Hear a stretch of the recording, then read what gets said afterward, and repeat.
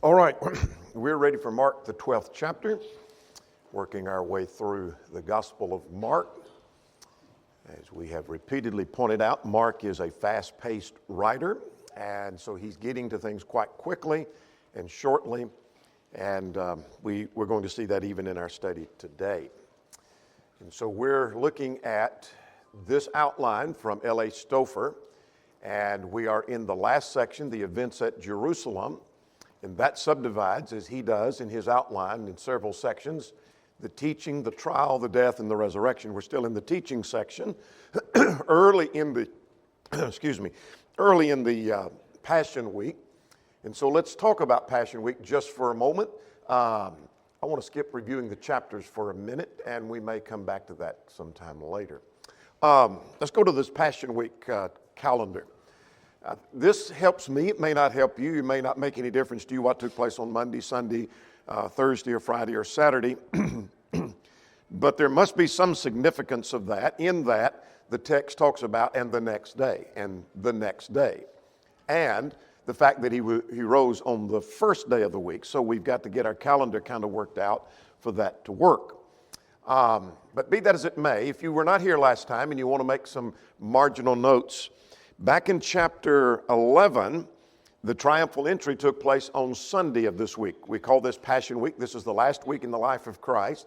That's his triumphal entry into Jerusalem. Late in the day, as we mentioned last week, he looks around and then exits the city and goes out to Bethany. Then the fig tree, beginning at verse 12 through 14, the cursing of the fig tree would have taken place on Monday. Matthew's account seems to indicate it's all on the same day. And we talked about that last time. Then at the cleansing of the temple, that took place on Monday as well. And if you want to make a marginal note there, then the lesson about the fig tree, we label that as being on Tuesday, and the questioning concerning his authority, that's on Tuesday. So on Tuesday, we have this conflict with the Jews, and this is his last public discourse. And then on Wednesday, we don't have a record, or it perhaps is more teaching if our interpretation of Luke 21 be that it involves teaching. We'll get to that in Luke 21. All right, be that as it may, we are now in chapter 12, and all of the events in chapter 12 and chapter 13 take place on this Tuesday. Let's fast forward. Next week, we'll talk about Mark 13. Mark 13 may not ring a bell if you haven't looked ahead, but Mark 13, Luke 21 is parallel to Matthew 24. And immediately you remember Matthew 24, the discussion of the destruction of Jerusalem. That all takes place on this Tuesday. So that's on this day of the conflict with the Jews in his last public discourse, unless there's some more teaching on Wednesday. We'll hold that question till the book of Luke. Make sense? Then on Thursday, we'll have the observance of the Passover. But we're not there. We're not ready for that. So we're waiting on that. So you might label everything in chapter 12 as being on this Tuesday for what it's worth. All right. Let's go to our questions for a moment, if I can find my copy. And what's the main point of chapter 12?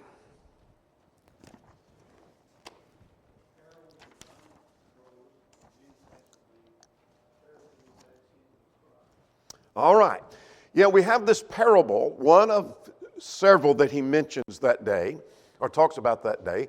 I call the chapter simply the parable of the vine dressers and the exchange of questions. By exchange of questions, they have multiple questions for Jesus. Jesus has a question for them, and we'll talk about what those are in just a moment.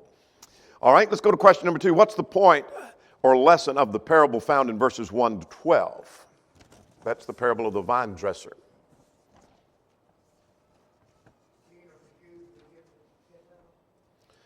All right. Yeah, the kingdom that should be for the Jews is taken away from them in essence and delivered to the Gentiles. In other words, the Jews have rejected Jesus and the Gentiles have accepted him. The major thrust of all of the teaching on this Tuesday, and including what teaching he'd done on Monday, but I'm focusing on Tuesday now. All of the teaching he does this day, including the next chapter, is a denunciation of the Jewish nation. It is how God rejects the nation because they had rejected God. Does that make sense? It's simple, very simple message. And that's this. And so evidence of that is going to be seen in this exchange of questions, showing their hatred for him. They're trying to ensnare, they're trying to entrap. Then we'll see the warning about the scribes, and then there's the widow with the two mites. That is her faithfulness in contrast to their hypocrisy. And so all of the chapter relates to denouncing the Jewish nation for their rejection of Jesus. That's the point. You got that when we get through, you've got the point of Mark 12. All right, let's start through verses 1 through 12. And if you want to look at some parallel accounts, and we will, you'll see this several times. This is found in Matthew. We'll flag that in a moment. And in Matthew 21 and Luke chapter 20 for parallel accounts. But let's talk about this parable of the vine dressers. The text says that he spoke to them in parables, plural. Well, what other parables? You say, well, this is the only one mentioned here, and then he moves on to something else. Well, Matthew's account will help us out here because in Matthew 21, there's the parable of the two sons. The father who said to his two sons, go work today in my vineyard. Remember that parable. All right, that's Matthew 21. That was uttered at this same time.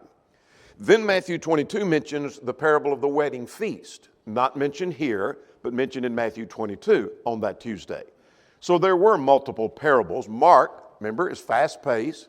He's hitting points necessary to make his point, and he's moving on. So he doesn't take time to deal with that. Now, Isaiah chapter 5, for what it may be worth to us, this is not the first time God has compared Israel, the people of God, with a vineyard where God went to the vineyard expecting fruit. Now, forget about spiritual things for a moment. If you had a vineyard where you're growing grapes and you hire somebody to work it, and it's not just a little grapevine in the back, but you have this big vineyard, you would expect when you go to the vineyard to find some fruit. And when you go to the vineyard and you find no fruit, what are you going to do? You're going to take some action. This is not what this is supposed to be. We're going to destroy the vines. We're going to uproot them. We may plant more. We may do something different. But this is not what a vineyard is for. Isaiah 5 had already made that comparison concerning the Jewish nation in Isaiah's day. Does that make sense? So this is not the first time this kind of parallel is drawn. So anyway, here's the parable. The parable is this man who planted a vineyard and he set a hedge about it for its protection. He's doing everything he can to ensure the hedge around, in other words, basically a natural fence, but he puts a fence around it to keep other people from coming in, but also to keep wild animals from coming in. Like you planting a garden, you put a gate and a fence all around. The deer are not going to get it, the animals are not going to get it, and your neighbor's not going to steal it. You try and do everything you can to protect it. And then he dug a place for the wine vat, perhaps hewing, some suggest hewing something out of a rock so that as the grapes are squeezed, then the wine has a place to run and to capture. And then he built a tower, perhaps that he might see predators, that he might look out over the vineyard. Perhaps it's a large vineyard, so that he's able to look out and see if it's all doing well, but he's got a tower. And then what does he do? Verse 1. He leased it out to vine dressers. Your footnote in the New King James will say tenant farmers. In other words, he still owns it, he's still expecting, but he's got somebody working the farm for him. Now when vintage time comes, in other words, time for fruit, what does he do?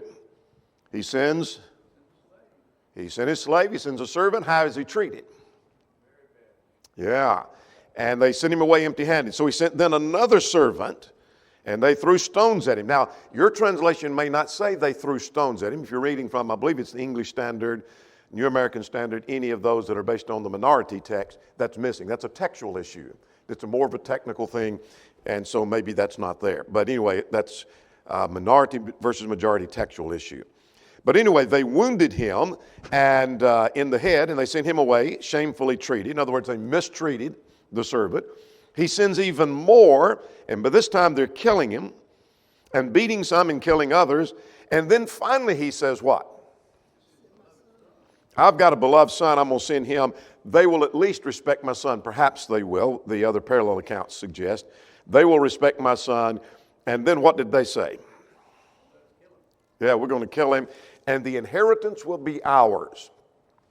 In other words, they think if we kill him, that now we will have control of this kingdom or this empire or this vineyard that we really want to have control of. We're working it. We're part of this vineyard, we think, and so it's going to belong to us. They have a misunderstanding of what's going to take place. Now, at verse 8, they took him and killed him and cast him out of the vineyard. Now then, verse 9, Jesus asked what?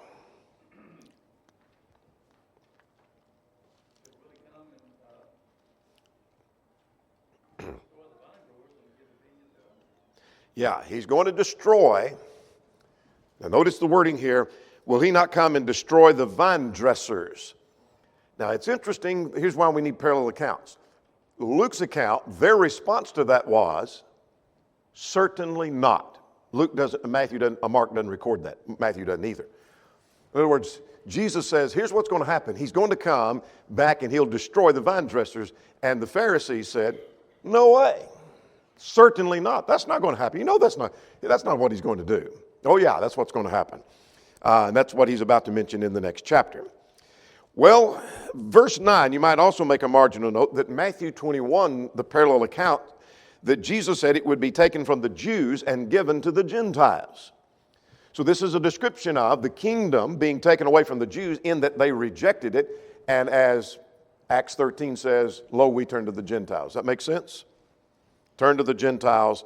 Now then, he said, have you not read in the scriptures? And where's this quotation come from? Psalm 118, verses 22 and 23. Now, you may find a little variation between this and may not, depending on your Hebrew text or your Old Testament quotation there. But this is actually quoted from the Septuagint translation, for what that may be worth to you, that he's quoting from that Greek translation, not from the Hebrew text, but from the Greek translation of the Hebrew text. And the text said, the stone which the builders rejected has become the chief cornerstone. This was the Lord's doings, and it is marvelous in our eyes. Now, what do you learn from that quotation?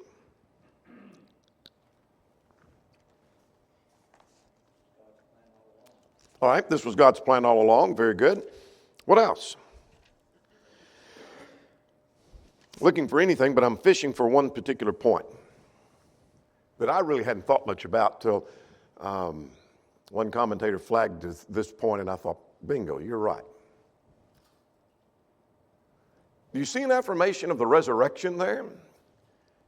That if this is referring to Christ, the stone which the builders rejected became the chief cornerstone. How on earth is that going to happen?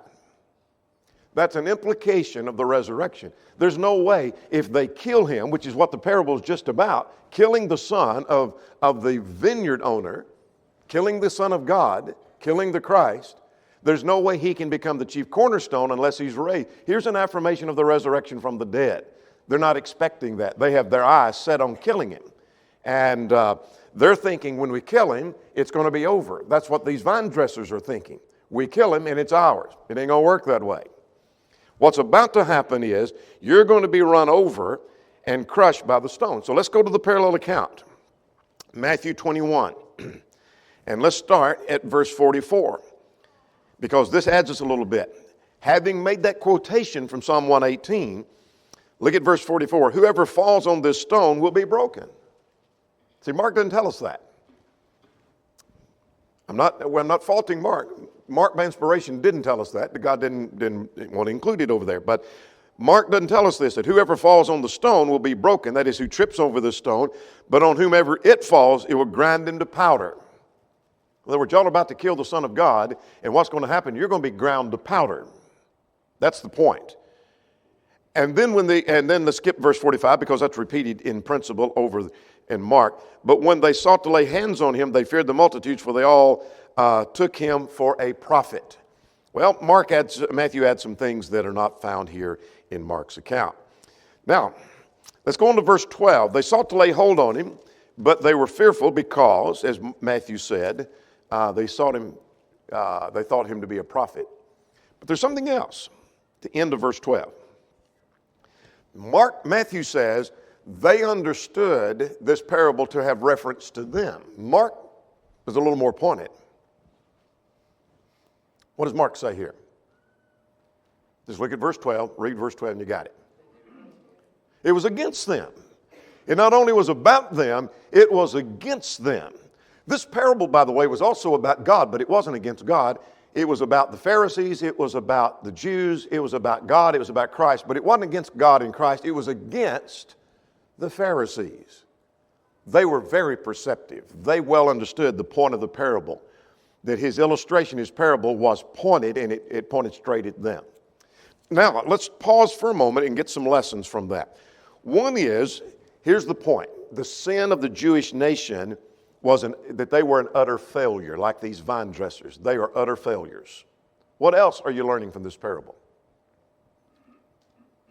Reckon what all these servants that were sent. A servant was sent and they rejected, they killed him, and they sent another servant and rejected and killed him, sent another servant and beat him.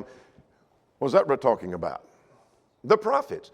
The prophets were sent, they were rejected. The prophets were sent and they rejected. They killed the prophets, Romans 11:3 says.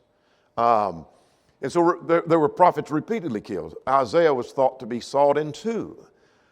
They rejected the prophets. They rejected John. And then finally the Son comes, and what do they do with him? They reject him and they ultimately kill him. All right. What else are you learning from this parable?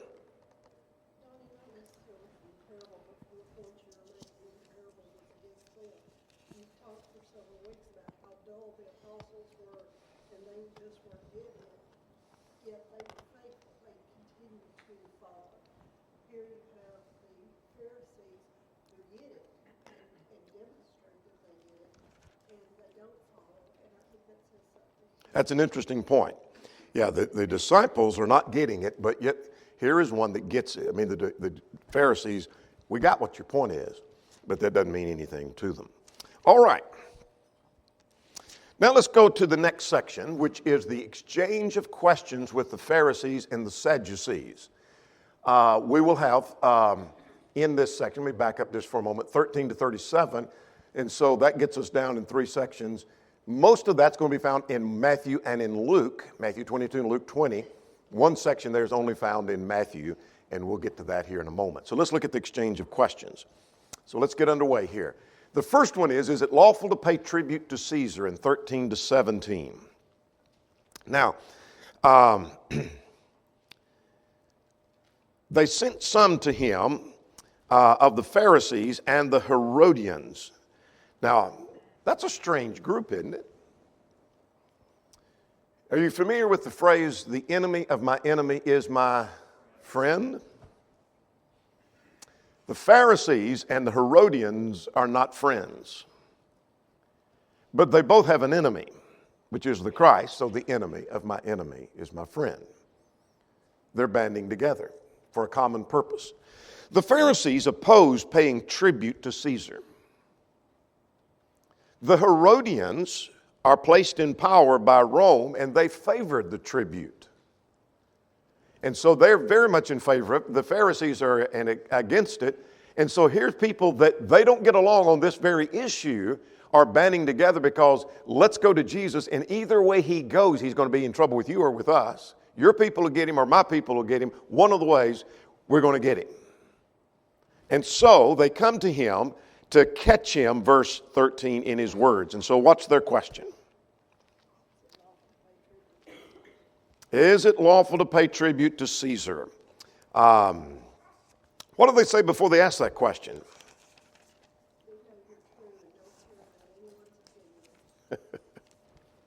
Yeah. We know it's flatter, I take. They don't really, do you think they really think that they sincerely mean, we know you're true and you're going to say just exactly what's right? No, they don't. But it's somewhat flatter. We know you're true. You don't favor it. You don't show partiality. And we know you'll answer this honestly. And we know you'll give us the correct answer. But let's go to Luke 20 and verse 20. There's something added there that is part of this story. They tried to seize him in his words in order to deliver him to the power and the authorities of the governor. See, what they were after was, if we can catch him saying, you shouldn't pay tribute to Caesar, we're going to report him to the authorities immediately and they'll take care of him. That's what they're after. We're trying to get him in trouble. So is it lawful to pay tribute to Caesar? So if he says, here's the dilemma. In fact, we have a question on that. Whichever it is. Where is it? Describe the trap they thought they had Jesus in, question 3. So what is the dilemma?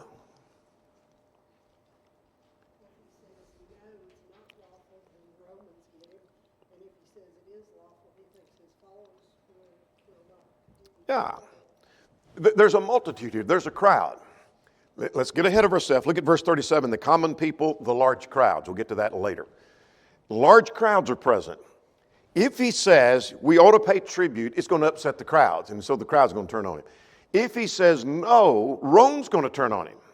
Luke 20, verse 20. We've got him in a dilemma. We've got him in between a rock and a hard place. They're trying to pit Judea, the region of Judea, against Rome. And so what was his answer?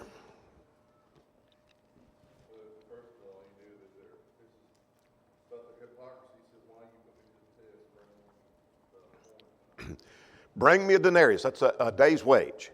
Bring me this coin, the denarius. And they brought it and he said, okay, whose image is on that? And they said, Caesar. And so he said, give to Caesar the things that are Caesar's, and to God the things that are God's. So what's his point? I think he's reasoning that Judea, that they're trying to pit against Rome, is under Roman rule. Therefore, submit to Roman rule. If they want tribute, we pay tribute. Does that make sense? Judea is under Roman rule. And so if that's Caesar's image, then give to Caesar the things that belong to Caesar. And then render to God the things that are God's. What God wants is your heart and your loyalty, and render that to God. Rendering to Caesar is not disloyal to God. I learned several lessons from that context for what it may be worth to us. Yes, ma'am.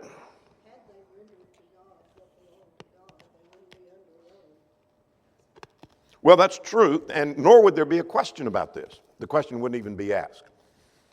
But notice the reaction now. They marveled at him. In other words, this wasn't the answer. They thought they had him in a dilemma. He answers this way. There's nothing he can do but answer yes or no.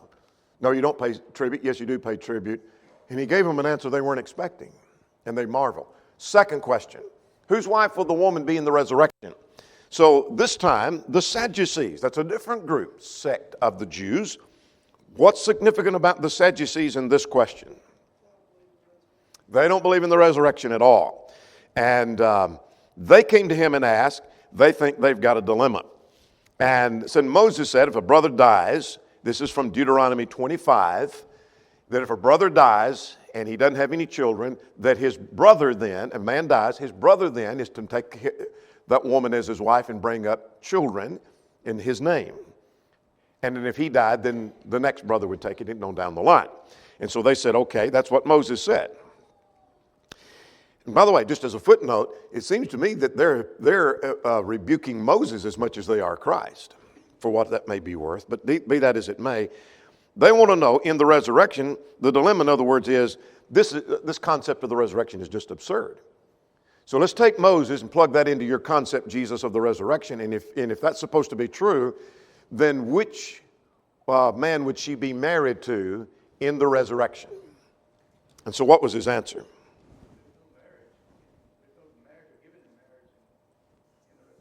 All right. Let's look at verse 24 before we get to that point. We flagged this in Matthew. Let's flag it here because this is very important. Jesus gives two reasons why people don't accept let me start over. There are two reasons people hold to erroneous views. The Sadducees have an erroneous view about the resurrection. And so they came asking an absurd question, and basically, I'm going to paraphrase, there are two reasons for this. One or two. One, he said, you are mistaken. In other words, ignorance. It's not a reflection on intelligence. Some people hold to error because they don't know. They're ignorant of the revelation of God. Here's a second possibility. Because you do not know the Scriptures, that's the first one, nor the power of God. That is, they don't respect it. Some people hold to error because they don't respect, they don't believe, they don't accept the revelation. They know what the text says, but they don't believe what the text says. They don't respect what God says. So show me someone who holds to error. They either don't know the revelation of God or they don't respect the revelation of God. That's what Jesus just told us. So when someone goes into error, it's one of those two reasons. Now, Jesus states a proposition that when people rise from the dead, there is no marriage or given in marriage in heaven. That's his proposition. Now, give me evidence of that, Jesus. All right. Concerning the dead, Moses said, and he's talking about what occasion? At the burning bush, Exodus 3, verses 4 to 6. If you want to flag that, if you don't have marginal notes. All right. Exodus 3. God said, I am the God of Abraham, Isaac, and Jacob. I'm the God of Abraham, the God of Isaac, the God of Jacob. Then Jesus' conclusion, his commentary, verse 27 is, all right, he's not the God of the dead, but he's the God of the living. The conclusion has to be in his force that Abraham, Isaac, and Jacob are alive at the time Jesus spoke. But they are physically dead. It means there's a spirit that lives on. The Pharisees denied that. So if you deny this principle that there is a spirit living on beyond the grave, then you're denying what God said to Moses. That's what Jesus just told them. And he put them in a dilemma. And one of the accounts, I forgot whether it's Luke or Matthew, says they didn't ask any more questions at that point. By the way, Matthew, Mark, and Luke put that statement, they asked no more questions, at different places. That's interesting. It's not a contradiction, it's just maybe a bit of Bible trivia for what it may be worth to you. But one of the accounts, I forgot which one, puts it right here. This is when they asked no more questions. All right, questions or comments on that? For what it's worth, question number, number 4. That will help you refuting the Jehovah's Witness doctrine. If you ever talk to a Jehovah's Witness, they don't believe that man has an immortal soul, that the soul lives on beyond the grave. They don't believe that. Talk to them about Abraham, Isaac, and Jacob. And reason just like Jesus did. Is he the God of Abraham, Isaac, Jacob? Yeah. He's not the God of the dead, but of the living, right? Yeah. Well, then Abraham, Isaac, and Jacob are alive. They don't believe they're alive. They believe they're dead in every way. And now they're in the dilemma. All right. Next question. What is the next question they ask?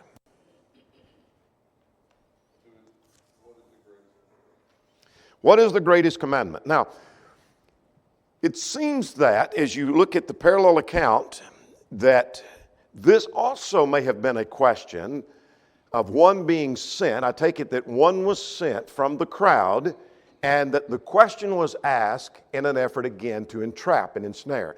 But the one asking the question seems to be more sincere. And only Mark paints that picture. Does that make sense? If I read Matthew's account, I don't get the picture of the sincerity of the one asking the question. Mark paints a picture of greater sincerity. So it may be that Matthew is focusing more on the crowd that sent the man, whereas Matthew is focusing on the sincerity of the questioner. Does that make sense? That could be, someone could be against you and send someone to ask you a question, and the person asking the question is sincere. And that may seem to be the case here. So the question was what? What is the greatest commandment? Well, that seems like a dilemma too, doesn't it? Because if you say, well, this one is the greatest, then that means this other one over here is not important. Seems to be a dilemma. And he answers in a way they didn't expect. So what does he quote? He quotes from Deuteronomy 6. Hear, O Israel. Every Jew had memorized Deuteronomy 6, beginning at verse 4, the Shema, based on this word here. Hear, O Israel, the Lord God is one. You shall love the Lord your God with all your heart and all your soul and all your mind and all your strength. He said, this is the first commandment. And the second is like unto it, love your neighbor as yourself. Now, you might make a marginal note. In Matthew's account, Matthew 22:40, Jesus adds, on this hangs all the law and the prophets. What does he mean by that?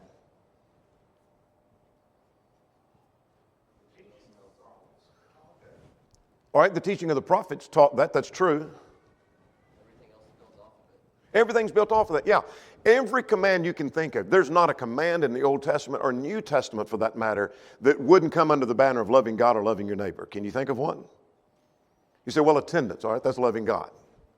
You say giving, that's loving God. Name another. Keep your marriage together, loving God and loving your neighbor. Well, treat other people right, loving God, loving your neighbor. You can't find one that doesn't come under the banner of those. There's not a command. So everything hangs under the banner of that. That's why these are the greatest commandments, he said. All right. Matthew mentions that, Luke doesn't. There's no other greater commandment than these. And then the scribe, here's his comments.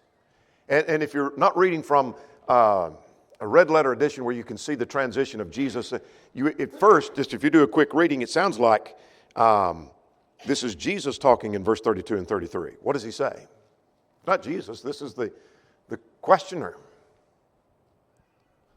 He said, This is right. He said, this was well spoken. And for there is one God and there's no other. And to love God with all your heart and with all the understanding, all the soul and all your strength, etc., is more than a whole burnt offering and sacrifices. Was he right? Absolutely, he's right. So Jesus responded, said, you answered wisely. That's how I know he was right. Jesus said he was. And then Jesus added a statement that's quite interesting. You're not far from the kingdom of God. Every preacher's got a sermon on that. You're not far from the kingdom of God. He seems to comprehend the nature of the kingdom perhaps better than the disciples have been. Isn't that interesting? This is not a disciple in the sense of his immediate followers. This is one of the Pharisees, one of the Jews, one of the that's sent by the crowd. You are not far from the kingdom. In other words, he comprehends the nature of the kingdom, but what the kingdom requires is surrendering all and surrendering your life unto God. That's what he just said, but no evidence that this man has done that yet. Does that make sense? Do you know anybody not far from the kingdom? In other words, they have a better understanding than some Christians, but they're not there yet. They know the truth, but they just haven't obeyed it. You're not far from the kingdom. And this is where Mark adds, no one asks any more questions now. That's over. But now, the other accounts put it at a different place. All right, now let's go. Now, Jesus now turns, they didn't ask any, in Mark's account, they don't ask any more questions now. But Jesus has got one. What's he asking this time?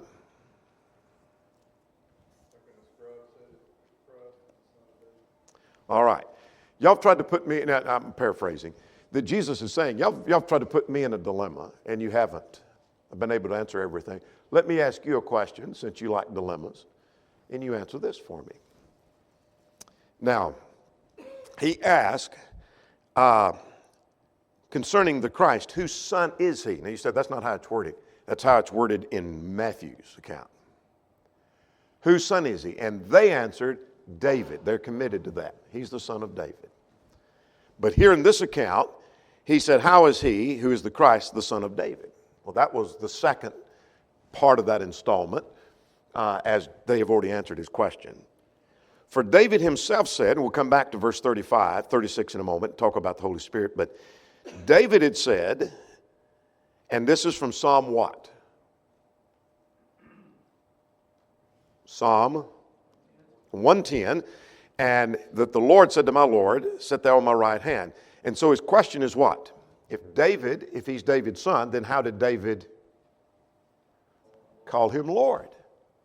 In other words, if the Christ is his son, how did he call him Lord? Well, that's an easy answer if you believe the truth, but not for these people.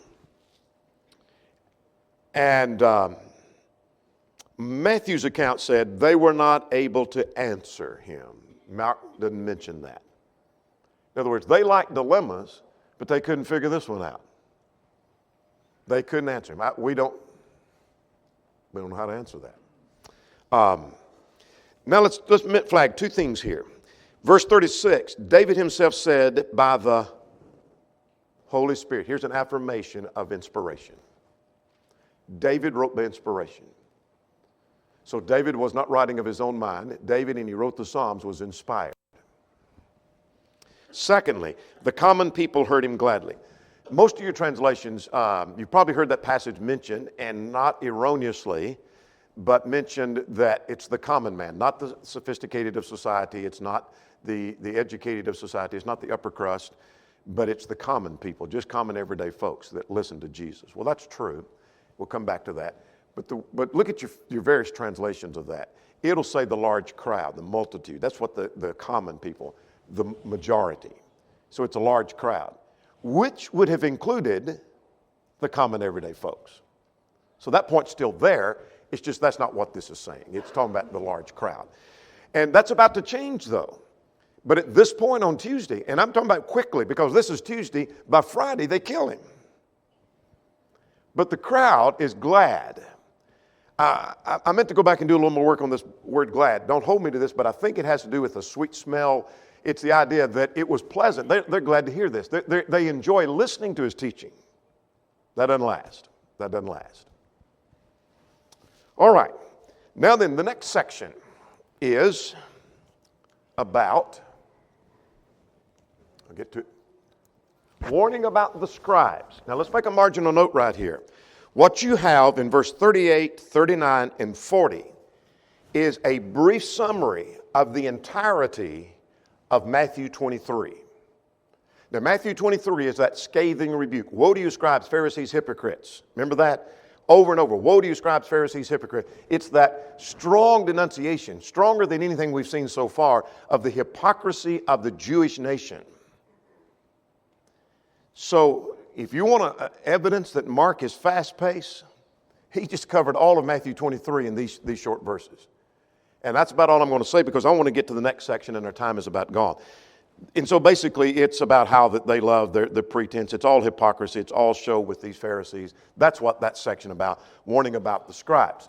Now the widow with the two mites, that's not mentioned in Matthew's account, but it is in Luke.